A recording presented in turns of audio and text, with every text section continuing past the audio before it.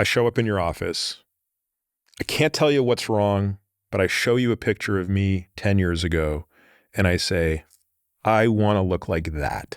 So there's skin changes, there are volume changes, there are gravitational changes, and maybe we should throw in the fourth, which is, bone structural foundational changes. A lot of the physical exam that we do in our offices happens in the first 15 seconds because this is what we do, and it just happens quickly in our mind. It's that blink moment. Yes, you look it at someone, is. you're like, I know what I'm going to do on them. The urologist doesn't have this advantage. Right. He can't, examine the prostate and the scrotal tissue during that first 15 seconds. Very good point, yes. The next step is I'm now going into their mind and trying to understand their psychology and what their motivation is.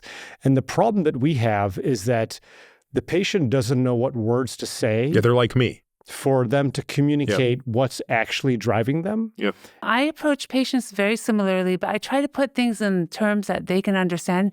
So I tell them there are the 5 R's of rejuvenation. We need to relax overactive muscles, and I'm showing them on their face the movements. We need to refill lost volume, whether it's through fat grafting, which is still one of my favorite procedures to do, or refilling with fillers. And I tell them we need to resurface the skin because to me, how the skin looks is absolutely much more important than how tight they are. We need to do redraping. And then what people don't realize, my 5th R, is that you have to keep renewing.